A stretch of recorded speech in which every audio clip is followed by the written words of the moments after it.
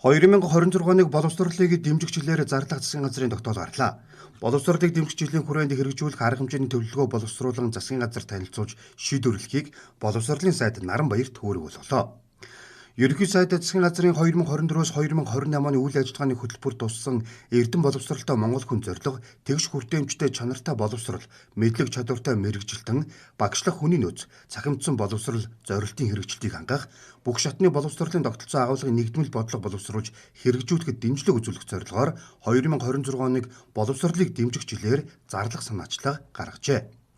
Боловсролыг дэмжих жил болгон зарласнаар багш бэлтгэх тогтолцоо, хичээлийн хөтөлбөрийн шинжилэл, багшийн нийгмийн баталгаа, цалин хангамж, сургуулийн менежментийн шинжилэл, шин сургууль цэцэрлэг барих хөрөнгө оруулалт, бага сургуулийн зогсолборуудыг нэмэгдүүлэх, ахлах сургуулиудыг төрөлжүүлэн хөгжүүлэх, их сургуулиудын шинжилэл хөрөнгө оруулалт зэрэг асуудлууд тодорхой шийдэлд хүрэх боломж бүрдэх юм.